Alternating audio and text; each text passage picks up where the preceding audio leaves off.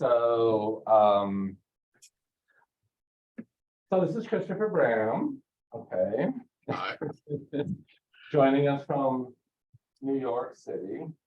I don't know. He's my friend, writes lots of books. He teaches at Gallatin, right? Yeah, at Gallatin School at NYU. And just got back from Costa Rica. Yep. I don't know. What else do you want to share with the class? It's cold here, but there's no snow. Is there snow up there? Not a lot. I mean, for Buffalo, not a lot. For Buffalo, okay. Yeah, okay. Also, don't you have a fun fact about Buffalo? I was born there. Congratulations. Well, thank you. Yeah, no, it was my father's first job out of college was with a chemical firm in Buffalo, and he lasted only one winter, long enough for me to be born, and then he moved from there. So, but it was great. On my birth certificate, it says born in Buffalo, New York. So I'm quite proud of that. So you see, Buffalo is actually everywhere. Okay, and here's Michael. Michael, nice to see you. Hi. So on the bottom of our screen is Michael Nava. And I'm assuming it's much warmer where you are than it is where we are here in New York. It's 65 degrees. Oh, how sad to have to deal with that. So I know they all have questions because they wrote them in their discussion posts. So anyway, so these are my friends, Michael Nava and Christopher Bram, and we've just finished discussing Lies with Man, and last week we discussed gossip. And it's your turn. Talk to them. But if you two have anything you'd like to preface this with about what you're doing now, or yeah. Otherwise, we can go right into questions. Any thoughts? I think let's go right in the classroom. Yeah, let's jump right in. Yes. All right, so I did have a list of your questions, but I hope you remember your questions. So who's going to be the brave person to go first? All right. Now, if they can't hear you, you might have to come to the box. Can you hear him? I can't. No. Okay.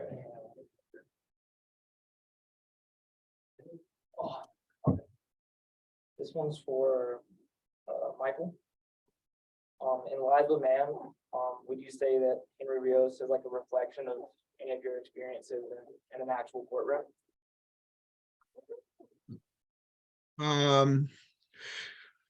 Well, yeah, I mean, I was a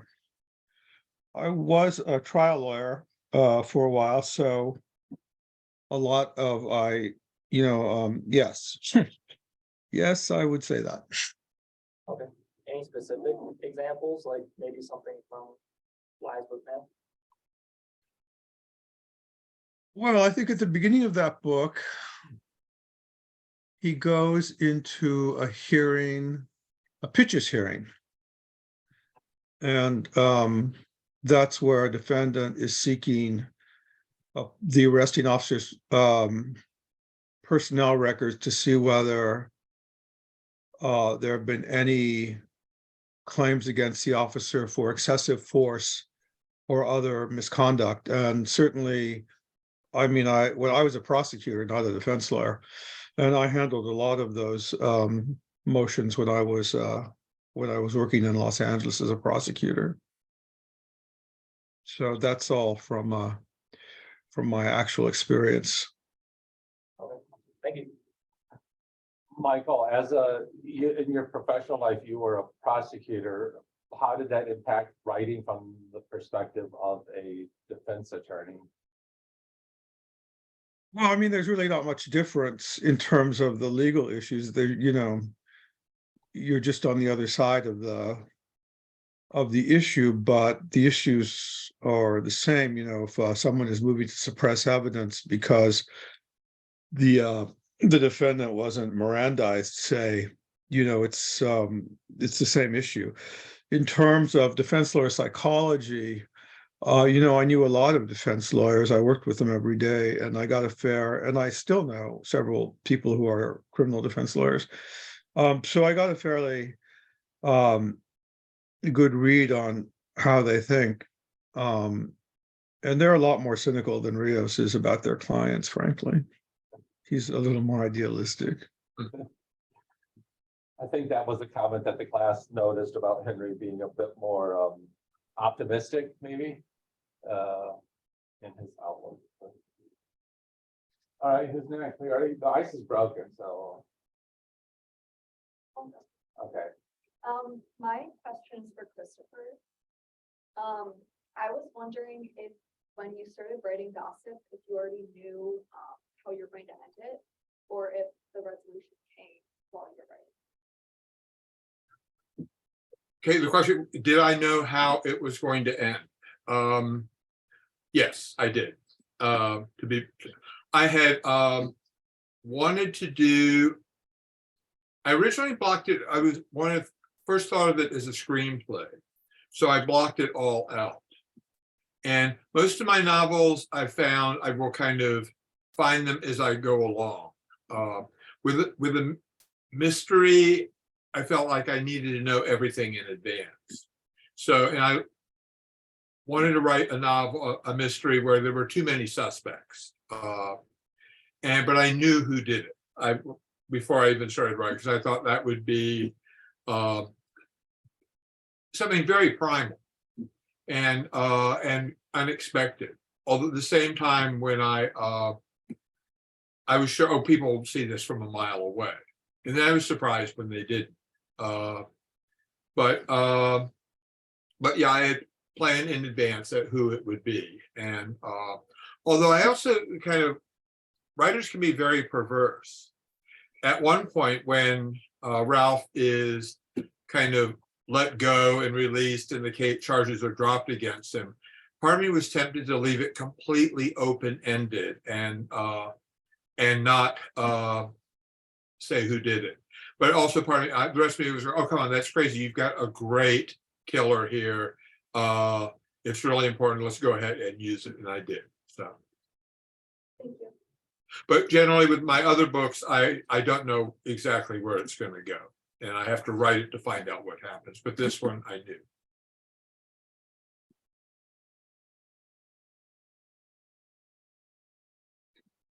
Oh, come on, don't be shy. They're not going to bite you. Okay, Hebrew. My question applies to both of you.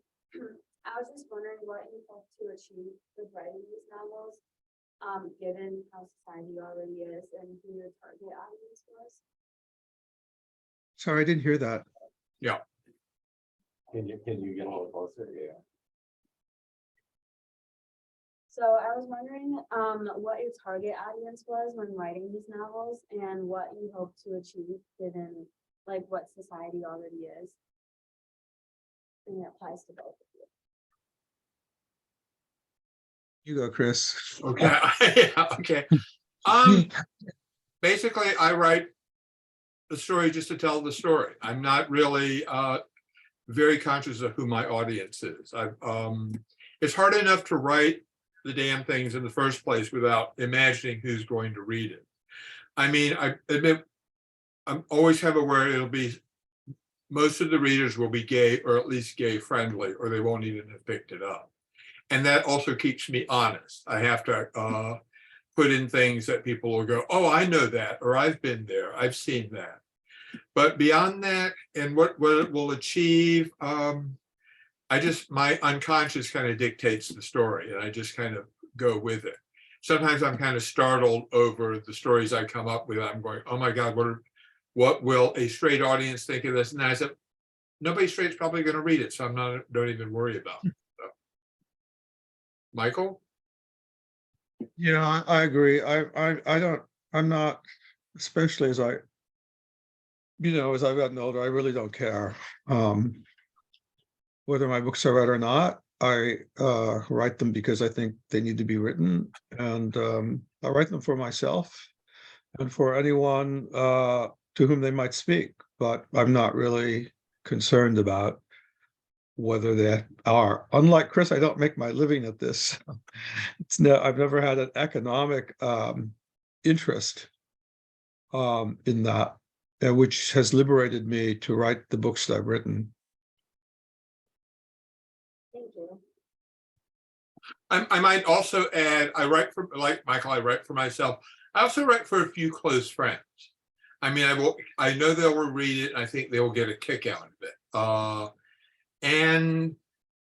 But only so far as it kind of, oh, so-and-so will enjoy this joke, or so-and-so will understand where I got this from.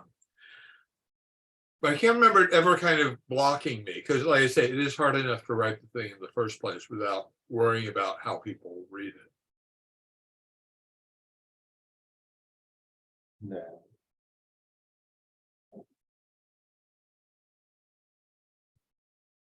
My question is for Mr. Nava. I was wondering if Daniel wasn't killed, how do you think he would have voted in the election? The proposition. Sorry, if who hadn't been killed? If Daniel hadn't been killed prior to the election, or not the election. The vote on the the vote- proposition. The vote on the proposition. How do you think he would have voted? Oh, okay. I'm sorry. I'm very sorry. We're talking with Lives with Men. I was thinking about the card with bone. So how would he have voted? I think he probably would have voted against it. Because any reasonable person would have understood that it couldn't possibly have, that it was basically motivated by animus against gay people. And I think he would have understood that. His wife would have voted for it. Because her transformation doesn't happen until later. Yeah. Perfect, thank you.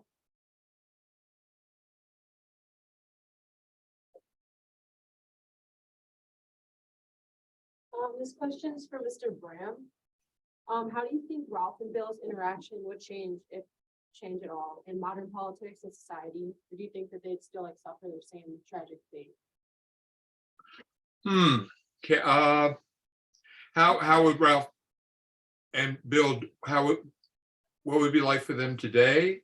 Yeah. Good question.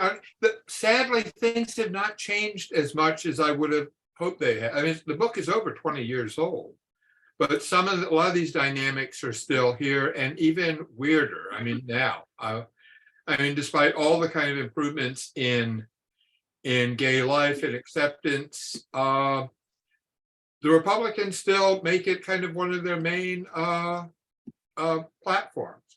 Could Bill write for the Republicans now? I would hope not.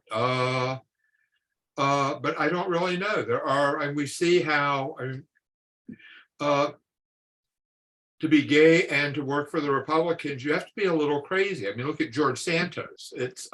He's really he's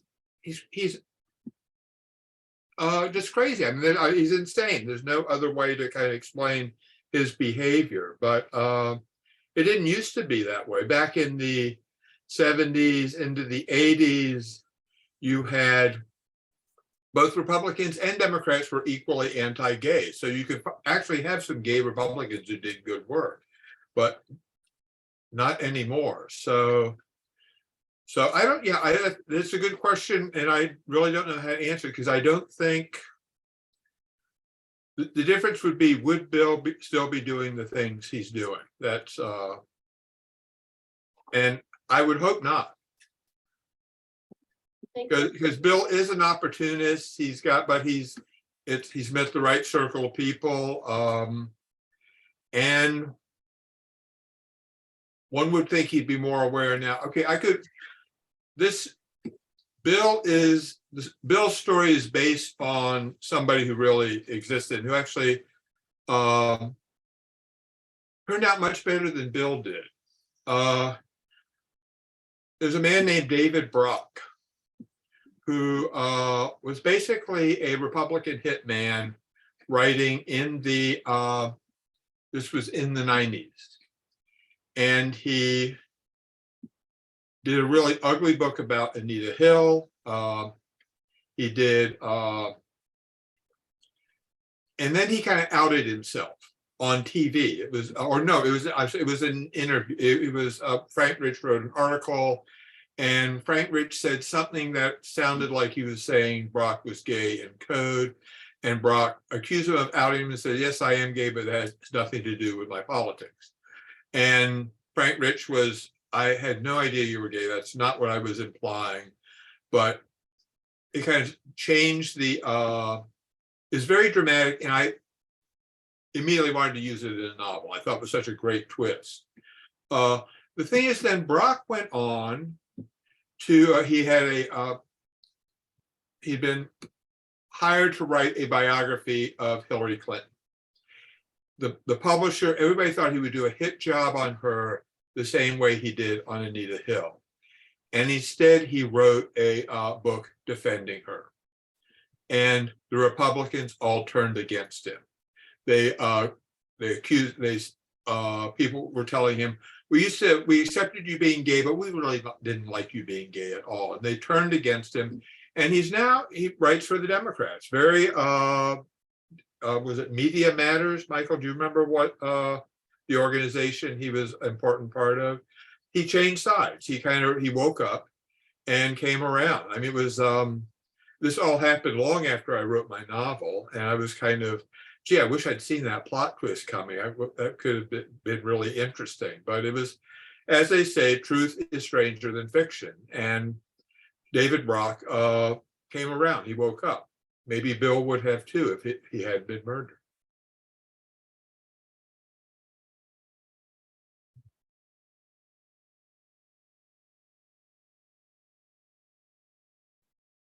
This question is for Michael. I guess it's a bit broad, but how do you feel we could correct the justice system to be a bit more fair and balanced? And do you even think that's possible? Sorry, so the question is, how do I feel about the criminal justice system? How could it be more fair and balanced if possible? Is that it? Yeah. Thank you.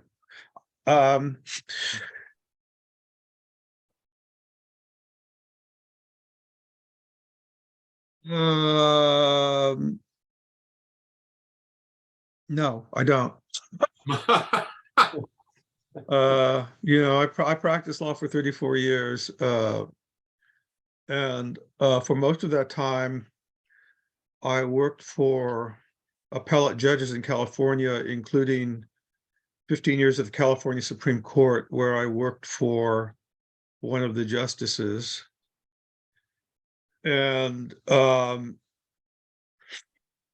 problem is not with the people in the system, it's with the system itself. The criminal law is essentially exists to protect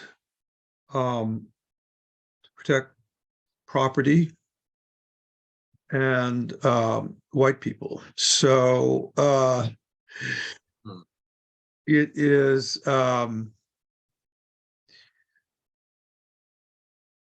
it doesn't really serve the purpose of obtaining justice. It serves the purpose of maintaining the status quo, which, as we know, is inherently racist, homophobic. So, I mean, that's my view after 34 years of practicing law, that the legal system reflects the culture. The culture itself is so deeply racist and homophobic and misogynistic that it's impossible for it to consistently deliver just results. Thank you. Sorry. Maybe your generation could figure it out.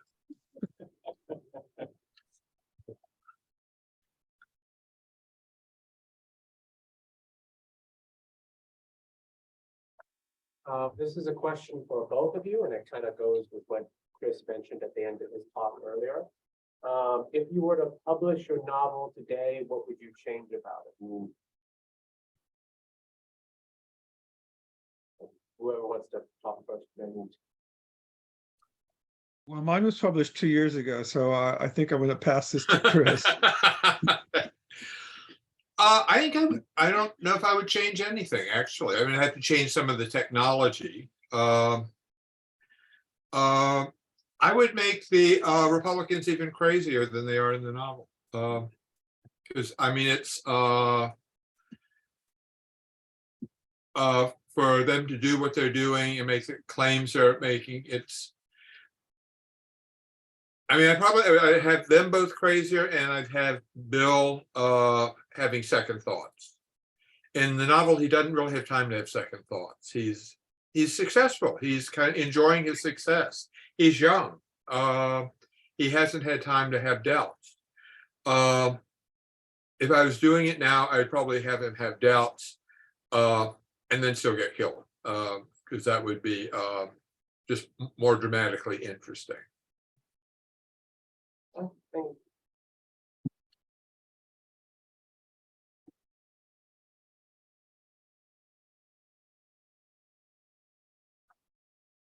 My question is for Mr. Nava. In the end, we see Josh's dad visit him after the standoff. Was he forced to go there by his family, or did he choose to accept his son a little bit, even though he didn't show it? I'm sorry, I'm having a hard time hearing the questions. Could you repeat that for me? Or Yeah. Richard, could you tell me what that question was? You can, let's try and repeat a Yeah. second. Yeah. In the end, we see Josh's dad visit him after the standoff. Okay. Was he forced to go there by his family, or did he choose to accept his son a little bit, even though he didn't show it in the novel? I think he was motivated by concern with his son, concern for his son. In his own way, he loves his son, but he's never able to accept his homosexuality. And that becomes even clearer in one of the later books, The Burning Plain, where after Josh dies from AIDS complications, spoiler alert, Rios, Josh's parents actually sue Rios to prevent him from carrying out Josh's wish to be cremated. Because they say Jews aren't cremated, and it's just really, no, they never accept their son's homosexuality. Thank you.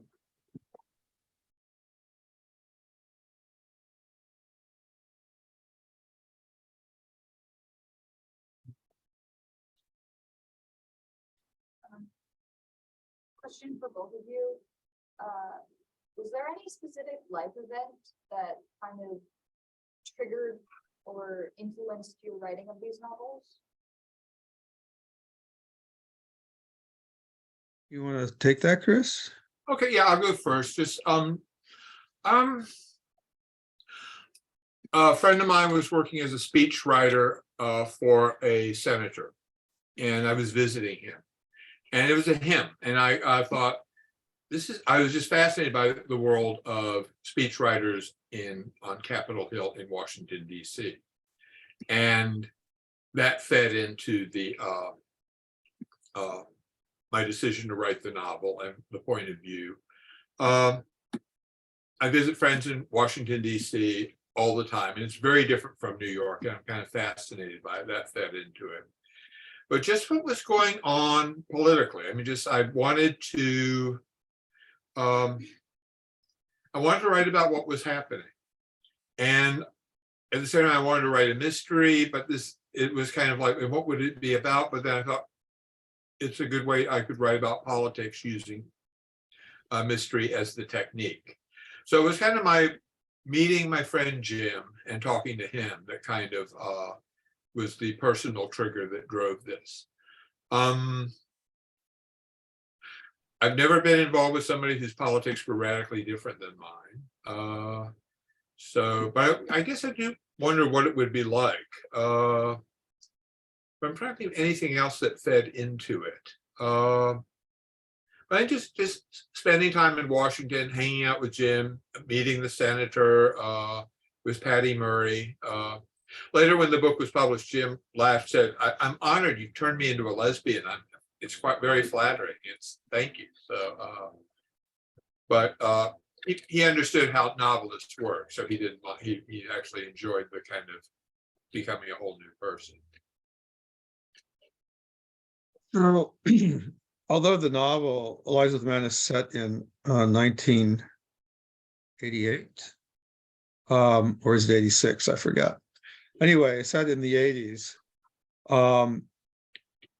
The reason that I wrote it now is because we've seen this continuing rash of anti-LGBTQ legislation, the Don't Say Gay law in Florida, the savage attacks against trans people in places like Texas.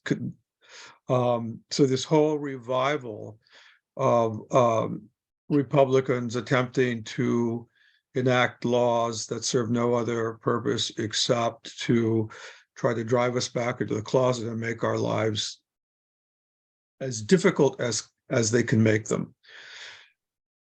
And my point is, in writing Lies with Men, is that this is not a new story.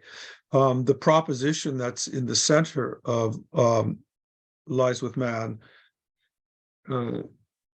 which would have allowed health officials to quarantine people with HIV/AIDS, was an actual initiative that was proposed in California not once but 3 times. So, I feel at this point in my life, as a gay man, as a writer, part of my job is to remind people of your generation that what you're confronting now, what queer people are confronting now, we were confronting 40 years ago. And that, contrary to, I think, the belief of many straight people that, gays have marriage and they can serve in the military, so it's over for you. They won. We've not won. It's a continuing battle, and all gains can be reversed.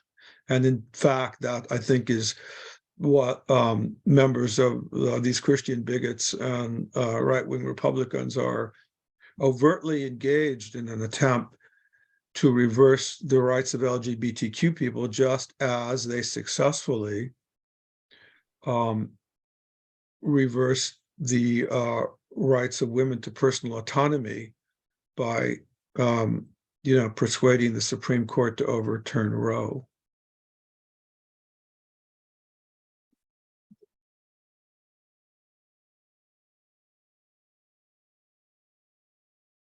I'm going to stop. I'm going to interrupt. So Richard sent us some of your questions, and I wanted to address a couple of them that seemed to me really crucial. And I'd like to hear, of course, Chris's opinion about this too. So one of them was, in your experience, what is an aspect in the queer community that you think is most misconstrued? So I think that then this goes back to what I was just talking about, that this goes back into the 70s. So when heterosexual people think about us and the rights of LGBTQ people, what they think about is sex. And usually what they think about is sex that they find kind of repellent, 2 guys fucking each other or blowing each other. Lesbians, they don't think about, because lesbians are a staple fantasy of straight men, and also for some reason seem less threatening. But gay men, when you talk about the rights for gay people, gay men specifically, I think what people think about is sex, and they say, well, this is just about the right of guys to blow each other. And that, I think, has really impeded the progress of queer people. so the point that I want to make is this is in fact, in part, a movement for sexual liberation, but not just for gay men, but for everyone. But more broadly, it's a movement of human liberation because it's a movement about accepting your deepest sense of yourself, being able to live a fully integrated life. And that should have resonance for everyone. So, my friend Richard Davidoff and I wrote this book in 1994 about gay rights, and we coined this phrase, the ick factor. And, that's, I think it continues to be an issue even now, that even some of our straight allies, they're slightly repulsed by the idea of men having sex together, and that really affects the way that they see our struggle.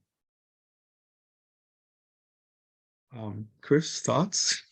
No, I agree with everything you're saying. Although I haven't, it's one of the things I find just bizarre about the new Republican anti-gay, anti-trans position is that in my own life, in my own family in Virginia, people have changed. They are not as afraid. They are more matter of fact. They know how it was different for my parents' generation.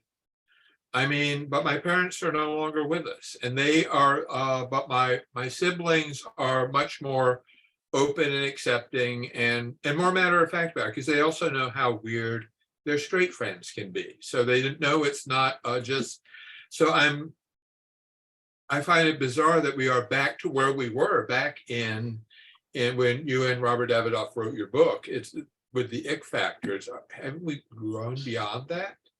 But now the horror has been turned on trans people. A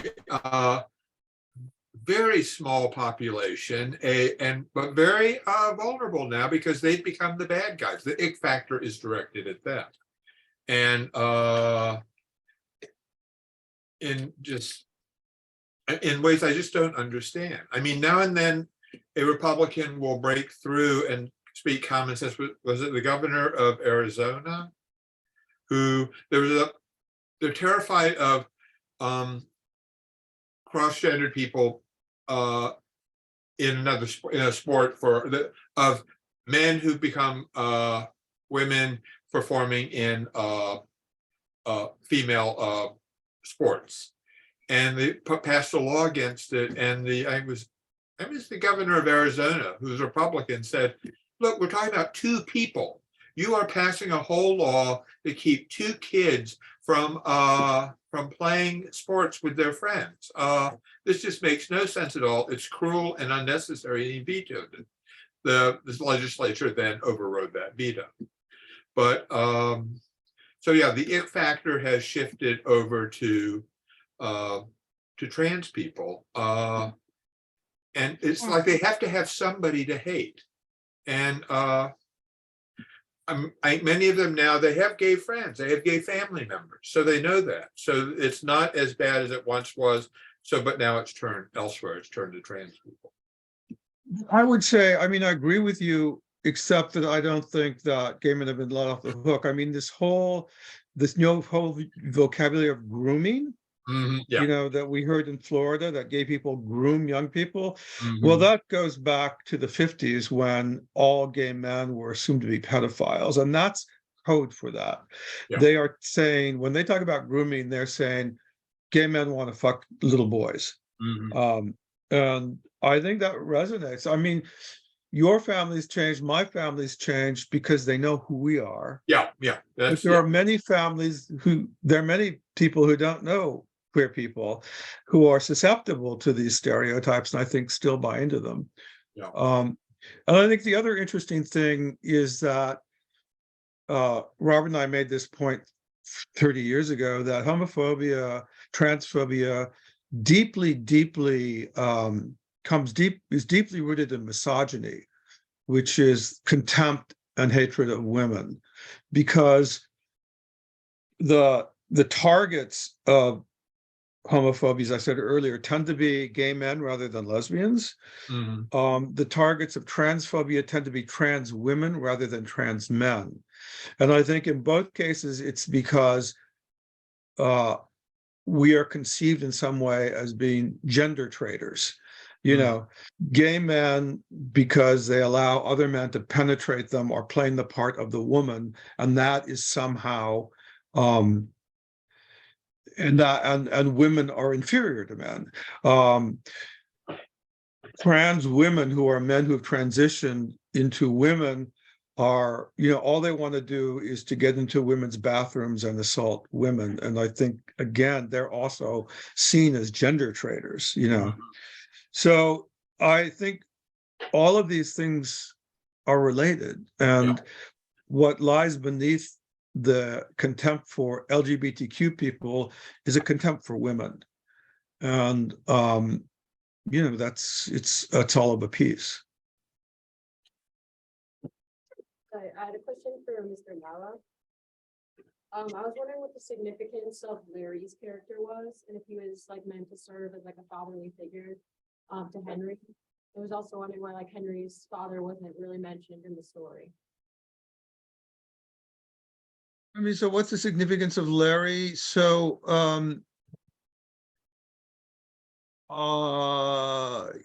yeah, he's not exactly a father figure. Older brother, I suppose, if you're looking for a family analogy. But so he is Henry's sponsoring Alcoholics Anonymous, and this is a little bit of inside baseball. Sponsors in Alcoholics Anonymous, their main function is to reflect back to people. It's basically to call people on their bullshit and to cut through the rationalizations and the self-justifications to try to get people to see what is actually going on with them at any given moment and to address that. So I mean, it's kind of a therapy, it's kind of a therapeutic relationship, although Larry's not a therapist. It's kind of he's kind of a spiritual advisor. It's really his role is to make Rios, is to hold up a mirror to Rios and make him see himself, and to cut through his rationalizations and to cut through his confusion. He's a friend. Thank you.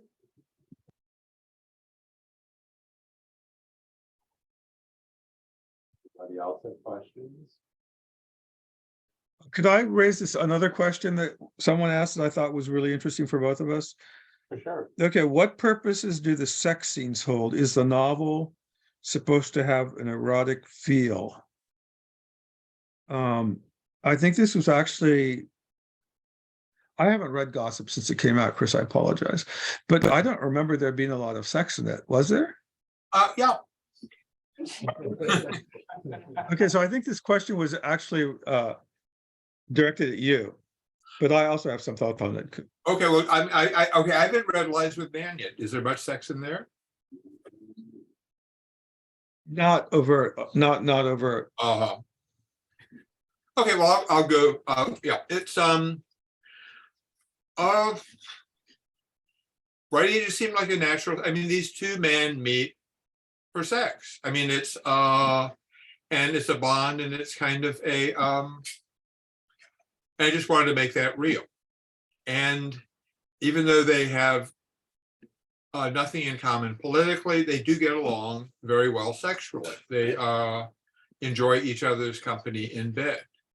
And because of that, Ralph continues to see Bill, even though after he knows Bill's politics.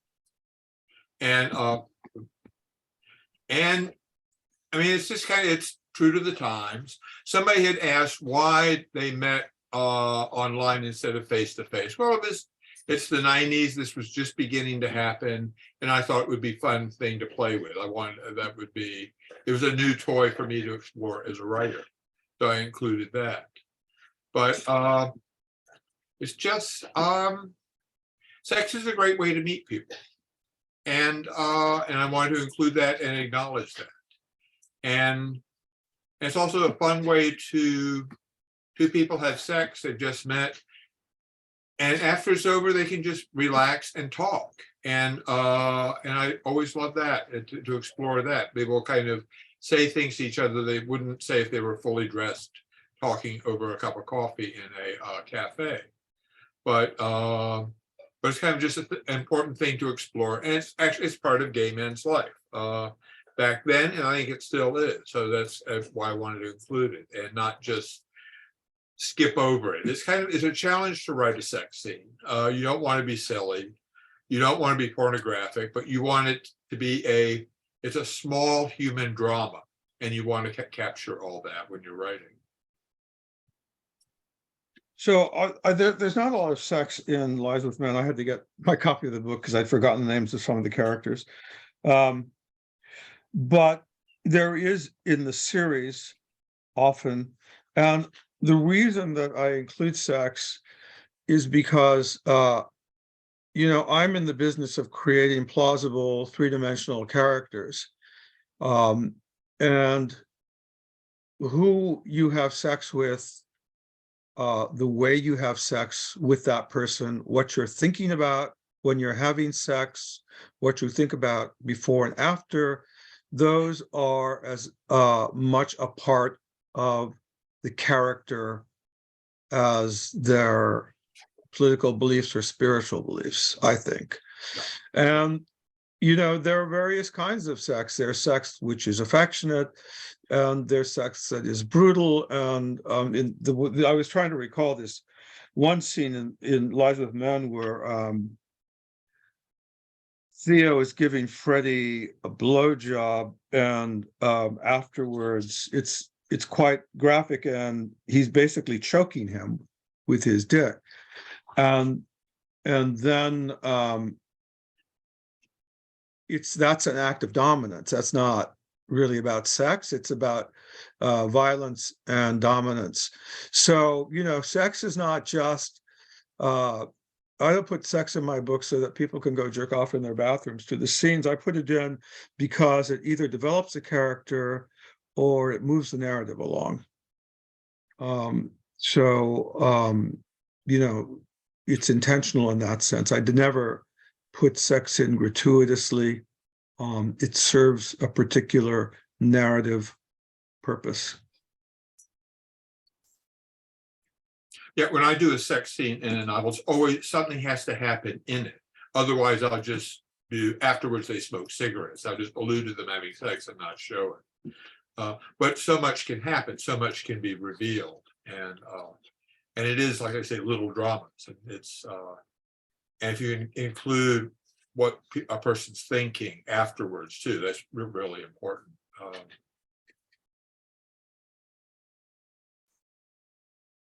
Michael or Chris, were there other questions that you wanted to address?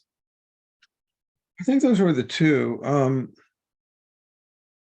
that struck me.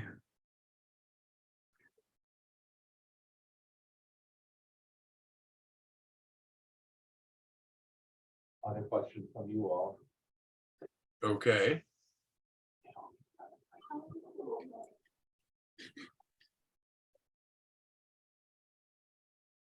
Okay, so I have a pretty simple question.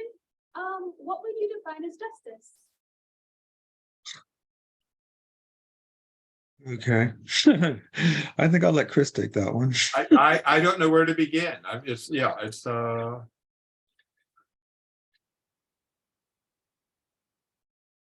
fairness, equity, equality. All I can respond is with other synonyms. That's probably not much help.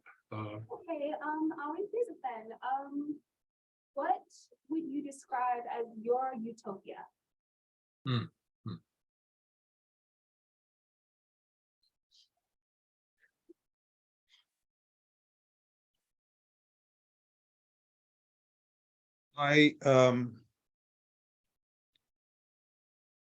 Unless there's a radical shift in human consciousness, which I don't see happening, I don't believe in utopia.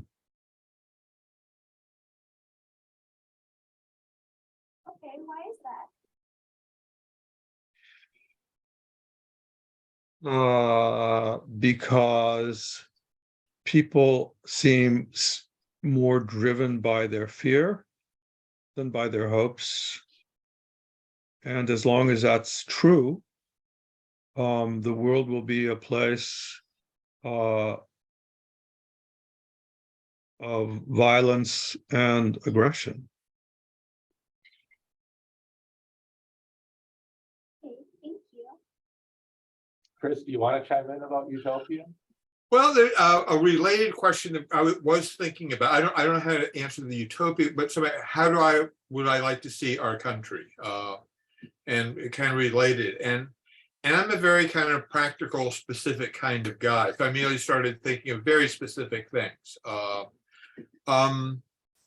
Good gun control laws, a more equitable tax system where the rich and corporations pay their fair share, free education, free healthcare,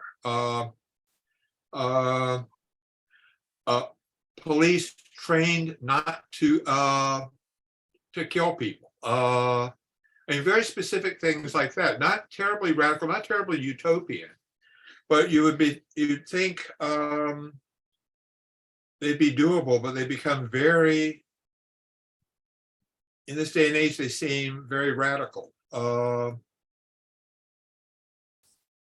mean, driving it all, and then Michael kind of hits the core of it, is that until human nature changes, it's hard to make the world a much better place than it is. But I think there are some specific things that would be easy to do, and I don't understand why they haven't happened.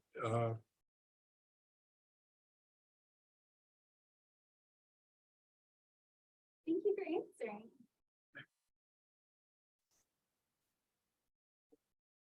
Other questions?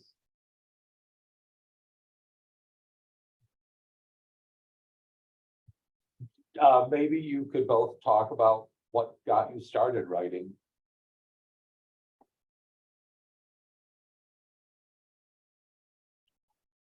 Okay, Michael, you want to start? I mean, not really know how to answer that question. It's not like I decided one day that I was going to be a writer any more than I decided one day I was going to be gay. You know, the fact is, when I was a child, as soon as I learned how to read, I loved reading and I loved words. And, you know, I wrote my first little poem when I was 7 years old. And I've just always written. I think it's not something I chose, it's something that I am. The only choice was whether to cultivate the gift or ignore it. And you know, I started thinking to myself as a writer in a self-conscious way when I was 12 years old, and I'm now 68. So, and you know, I wrote every day for years before I was published. I would say from the time I was an early teen into my late 20s, I wrote every day. And I wrote poetry mostly, and a little bit of it was published. But, you know, it was just something that I had felt compelled to do. And so, I mean, that's why I'm a writer. At this point, it's harder to do. I don't feel as compelled to do it. And but yeah, for many years, I mean, I couldn't not write every day. That was just who I am.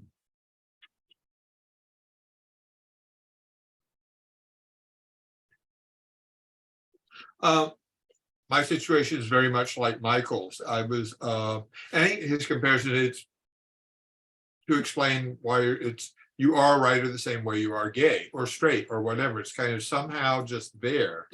I love to read, and I love to read so much. I thought, well, maybe I can do this too. And I began to write, and I found I love to write too.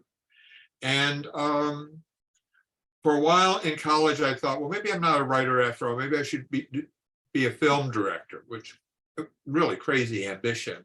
And after a few years of kind of playing around with cameras, and I realized it's easier to write a novel than it is to make a movie. I mean, you can do it by yourself. You just sit down and do it. And so I did it. And like Michael, I was writing constantly I finally sold my first book when I was 35. And if I'd known it would have taken so long, I would have followed my mother's advice and gone to law school. But I'm glad I didn't.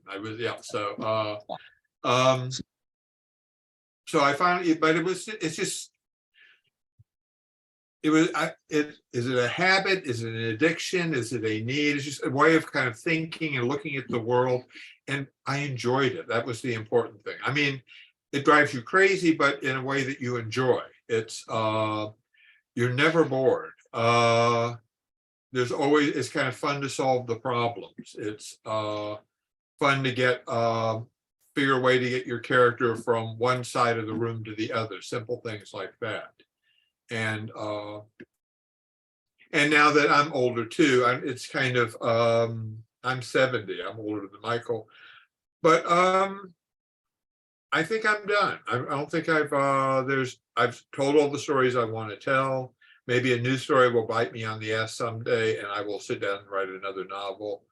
But right now, I enjoy teaching. I enjoy working with my students. I enjoy reading their work and encouraging them.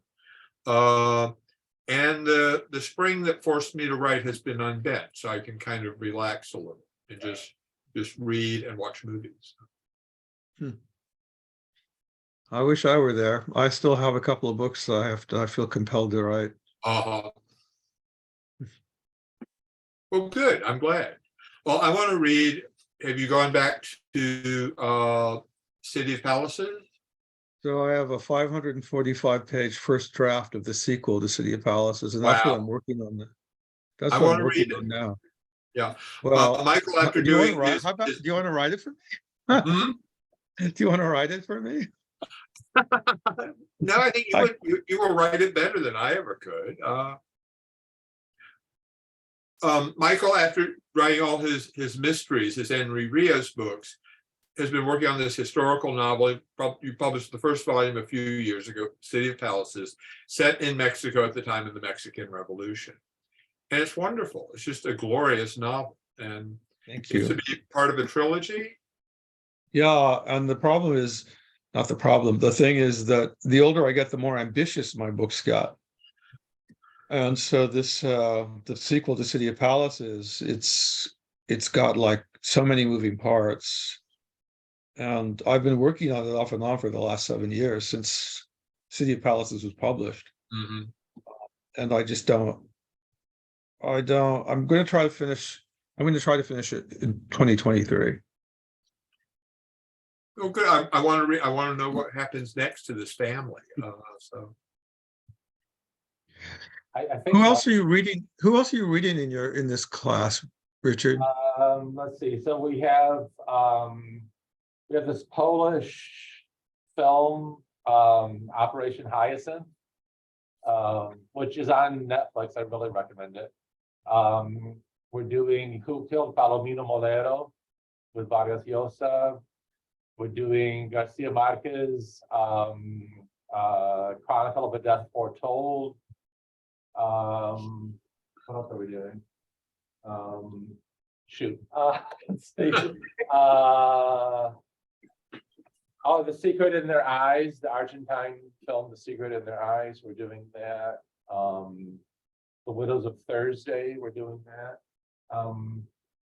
Montalban, the Spanish writer Montalban, we're doing The Southern Seas.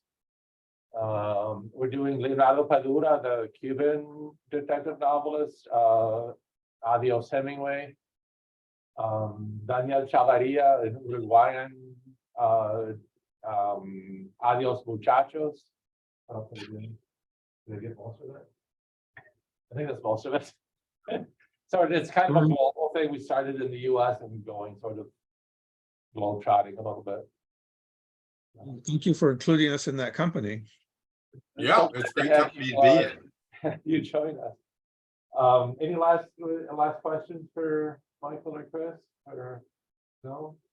Well, thank you both for joining us and, Chris, I know I just saw you over the holidays, but Michael, if I ever get my way out to Palm Springs, I'll be sure to ring your doorbell.